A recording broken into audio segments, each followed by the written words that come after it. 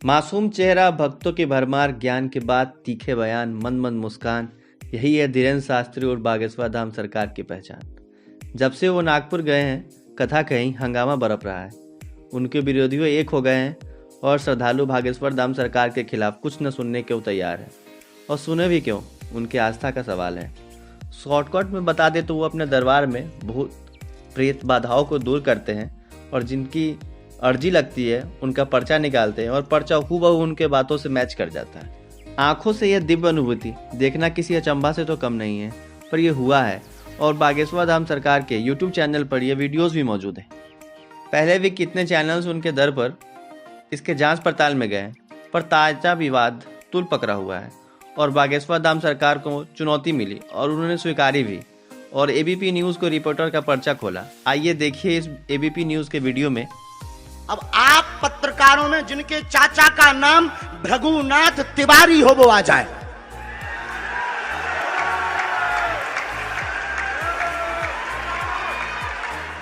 आपके चाचा का नाम भृगुनाथ तिवारी?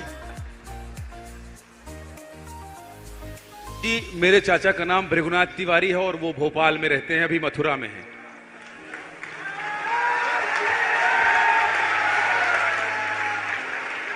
आज लेकिन हमने लास्ट अनुमति ली है अपने बालाजी से। क्या तुमने पहले बताया? लोगों को अंधविश्वास में तो नहीं ढकेल रहा है, महापाप पड़ेगा अगर तुमने बताया हो।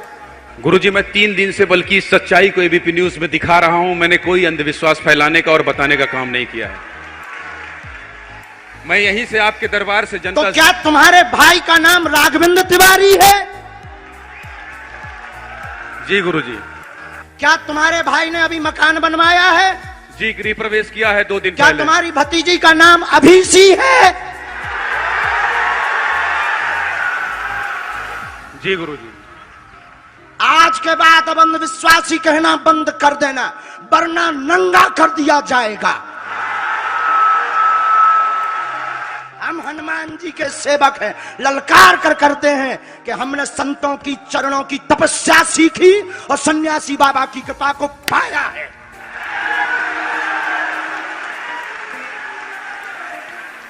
जो भ्रम फैला रहे, आज के बाद भ्रम बंद कर देना।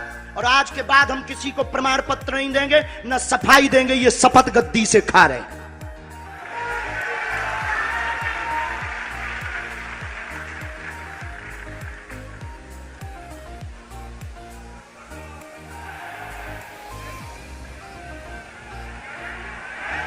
पूरे भारत को अंधविश्वास में धकेलने के लिए हाँ तो नहीं बोल रहे?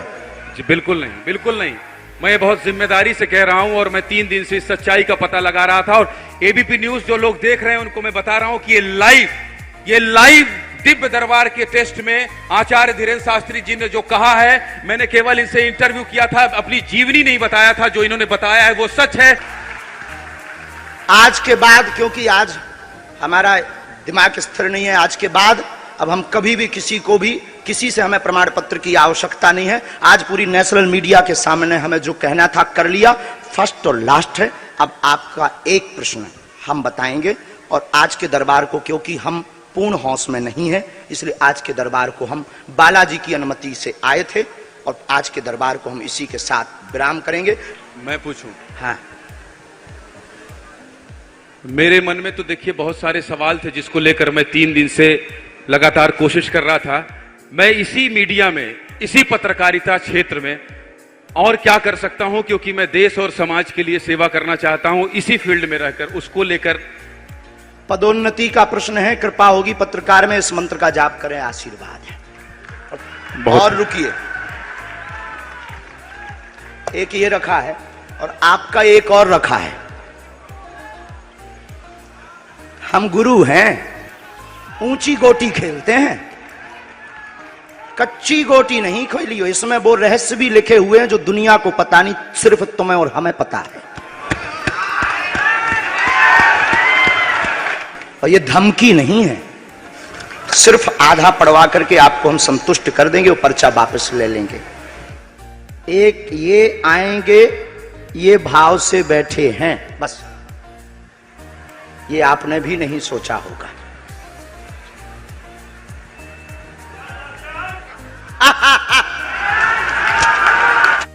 अब विरोधियों का कहना है कि जानकारी एफबी पर उपलब्ध थी वगैरह वगैरह, पर क्या पर्चा भी एफबी पर था? नहीं। मान लेते हैं वो एफबी की स्टोरेज से बता रहे हो, पर क्या इतने सालों से हर दिन दिव्य दरबार में सैकड़ों का पर्चा सटीक खोलना पॉसिबल है क्या? क्या कोई आम इंसान बिना गलती के इतना सटीक हमेशा हो सकता है? और एक दिन भी पूरा सटीक जानकारी दे पाना पॉसिबल नहीं है। कुछ तो दिव्य है, इससे साफ इनकार करना पॉसिबल नहीं। अगर एक क्षण को मान भी लो पहले से जानकारी होती है, तब भी एक दरबार में सैकड़ों का सटीक पर्चा निकालना अपने आप में विलक्षण है। बागेश्वर धाम सरकार का इस एफबी वाली बात पर प्रतिक्रिया भी आई है, जरा उसे भी सुन लीजिए। गुरुजी देखिए, एक कल से लोग जो है, जब से आप मेरी अर्जी निकाले हमको बहुत गरिया भी रहे हैं। कह रहे हैं कि ये इंटरव्यू लिया था 2 दिन पहले और सब फेसबुक से जानकारी निकाल लिए होंगे, इसलिए स्वामी जी ने ऐसा बताया है। और हमको कह रहे हैं कि तुमने काउंटर सवाल क्यों नहीं किया कि किसी का नाम आप बताइए। भाई किसी का भी बताइए, किसी के भी चाचा का नाम बता दीजिए, ये हमारे ऊपर आरोप भी लग रहा है। बहुत अच्छा, आज हम 4 पर्चा खोल देंगे उनके लिए। आपने रुपया लिए क्या, ये और बता दीजिए। नहीं, बिल्कुल बिल्कुल कोई रुपया नहीं लिया है। आप हमको बताए हैं पहले ना, कोई परिचय नहीं, कोई जीवनी नहीं बताया। ये जिनके हम नाम बुला रहे हैं, इनकी जानकारी कोई दे रहा है क्या? ना। इसका मतलब कुछ ना कुछ तो है। बागेश्वर धाम सरकार ने घर वापसी करवाई है और प्रखर होकर हिंदुत्व की बातें करते हैं। उनका कहना है इसीलिए वो टारगेट में है, पर मानना पड़ेगा पहली बार किसी ने चुनौती स्वीकारी है और डंके के चोट पर लाइव डेमो भी दिया है। हिंदू धर्म में कहा और माना जाता है कि ऐसी सिद्धियां होती है जिससे भूत वर्तमान के बातों के बारे में बातें किए जा सकते हैं, पर वो वर्षों की तपस्या करने के बाद प्राप्त होते हैं। पर यहाँ पे लोग यही सवाल कर रहे हैं कि बागेश्वर धाम सरकार की उम्र महज 26 साल है, शुरू ये कैसे संभव है? वही किसी का कहना है कि अगर उन्होंने साधना से यह प्राप्त किया है तो ये संभव हो सकता है। बागेश्वर धाम सरकार तो कहते हैं कि उन्होंने बचपन से ही साधना की है, हनुमान जी के चरणों में रोते रहे हैं, उनके चरणों में जाकर बार बार हनुमान चालीसा का वर्णन किया है, उन्हें आशीर्वाद मिला है। और वो कहते हैं कि वे तो बस प्रार्थना करते हैं, साकार तो हनुमान जी करते हैं, और वो पर्चा भी वही बनाते हैं जो उनको प्रेरणा मिलती है।